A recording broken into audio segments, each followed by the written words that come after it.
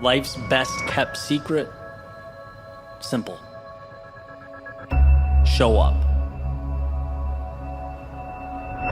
Show up when you're tired.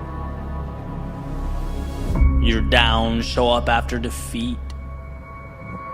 Show up when you're stressed, when you're worried. Show up when you don't feel like it. In fact, that's when it's most important to show up. That becomes the great differentiator. See, a lot of us, somewhere along the way, we adopt this idea that winning is about the home run. It's stepping up to the plate and swinging so hard that the ball leaves the park and it never comes back to earth. And while, yeah, that's a fantastic sentiment. And if or when that happens, that's great. But sustained success isn't one monumental occurrence. It's little victories, consistently occurring over and over and over. Very small. In fact, to those walking by, they're probably too ordinary to be considered successful or acknowledged. They're too mundane. They're only victories because you decided they are. And when you think about it, the evidence is out there, right? Successful teams don't build game plans around the Hail Mary with no time left on the clock. No, they show up every day and master the task in front of them. They compound the opportunity available on a daily basis because it's there, and that puts them in a position to execute. However the situation unfolds. They showed up when it quote-unquote didn't matter. And that, of course, means everything when it does matter. And something I remind myself every day, and something I think everyone should hear, those waiting for life to hand out miracles will always be left behind by those willing to, well, show up.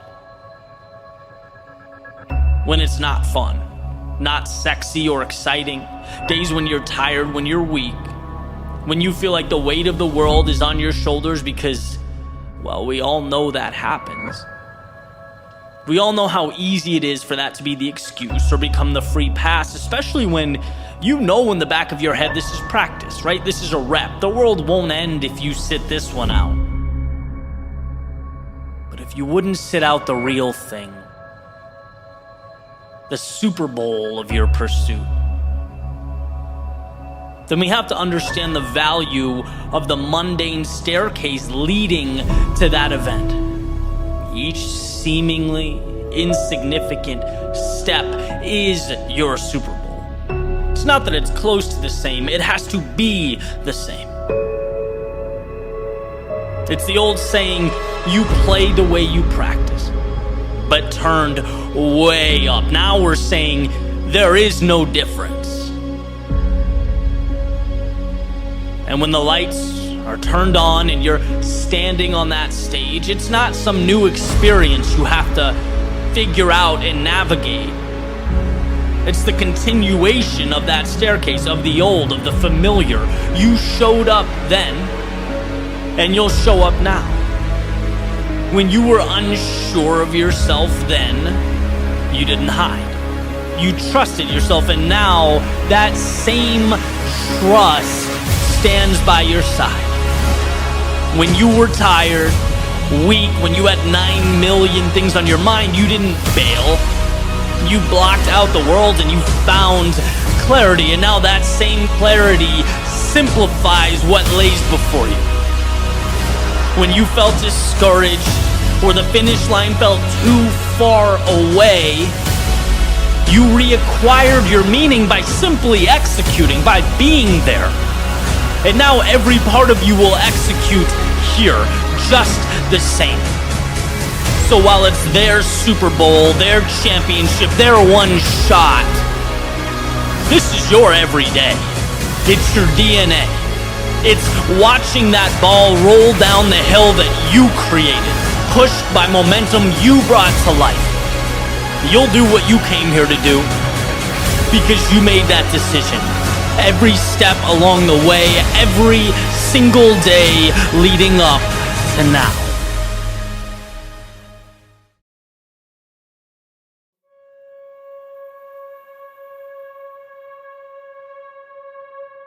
The mind is like water, necessary for survival, productivity, but can just as easily drown out that likelihood of success. And I can tell you with confidence, you've never seen your body's limitations. What you've seen are the limitations of your mind. When you're tired or uncomfortable, weak or unsure, these things start as fear, being planted in your brain and attempting to grow roots, looking to acquire the real estate that exists between your ears. It's a powerful source. It can manipulate you, your reality, anyone and everyone around you. But it only exists with your permission, and we're not always cognizant that we've opened the gate and let it in. That's the crazy part. Oh, but we do, subconsciously or not. It's the reason you haven't gone as far as you can go, pushed as hard as you possibly can, because at some point fear stood between you and what you want. At some point you started asking yourself if you've gone too far. Look, it doesn't matter if it's athletics or business or art or anything. When things become uncomfortable or hurt, fear always shows its face. It's not because, you're dragging your leg on the floor or your knee gave out. It's not because you can't go on. It's because those thoughts trickle into your mind about not being able to finish.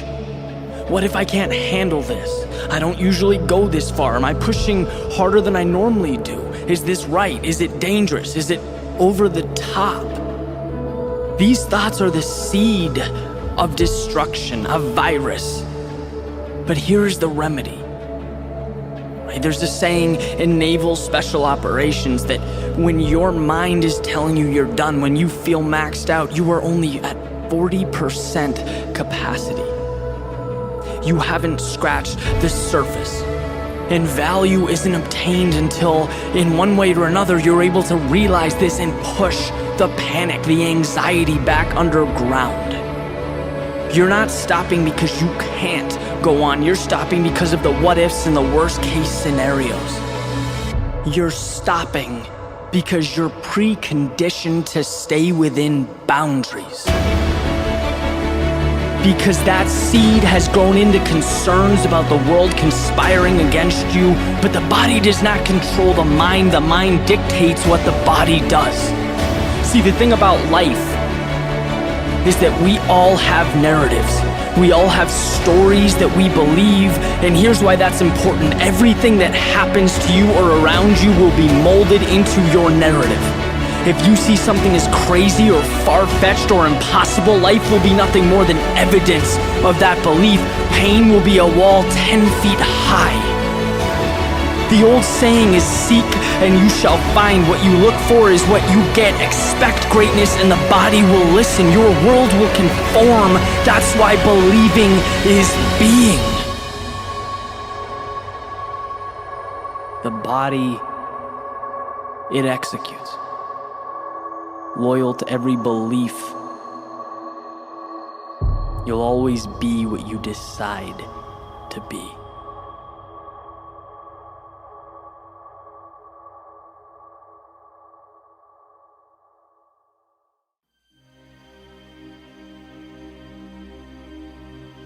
There's a saying that just because you spent a long time making a mistake doesn't mean you need to continue making it. There's an incredible advantage in life for those who can separate past and future, who can recognize sunk costs and walk away from the past, move on to new things. But here's the challenge, right? Like so many things, our instinct is to preserve. But I've invested so many years. I've spent X amount of dollars and maybe I don't like where I'm at, but look how long it's taken me to get here. Well, here's the reality. That time is gone. That money is not coming back no matter what you do or what direction you take from here on out. There's no reason to think you have to maintain the same trajectory or hold on to a specific identity or pattern of behavior. Yesterday isn't the focal point here. The goal is simpler. What matters now, and how will you get there now? You've grown, you've evolved, you've changed, and your targets have shifted, so why shouldn't you? The idea of sunk costs is so important because it's essentially realizing that you're not indebted to the resources you've spent or exhausted. There's no need to be a slave to previous decisions that you've made. No, just chalk it up as an integral step in your learning process, an aspect of growth, and move forward to what matters, to what you care about. And if that seems obvious, I challenge you to think about the decisions you've made over the last year, and I guarantee you've let factors affect your decision-making that are irrelevant to your goals. Because we feel this camaraderie with yesterday, like there's a debt to be paid, but man, life is too short to run in place. If it's not pushing you forward, drop it. If it's not what you need, forget it.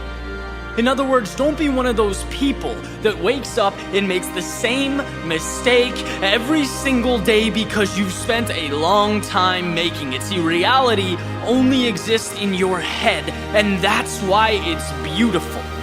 You can unlock the cell door and walk out.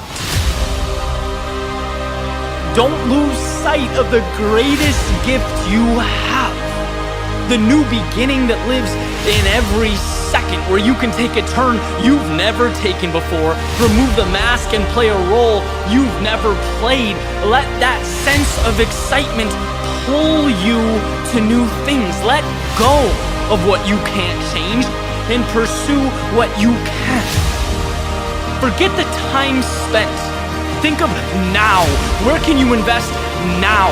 Your surroundings didn't magically arrive. You chose them, and you can just as easily take that wheel and leave. Simple formula. What is best for you, and how do you get there? Not where you feel obligated to be or expected to be or pressured to be. Where do you need to be? Everything else is noise. Everything else is a rope keeping your ship on shore, and you are not confined to that harbor or yesterday's destination. You're built to chase the horizon, follow your curiosity into the sunset. You don't make decisions based on yesterday's story. You sculpt it with tomorrow's possibility.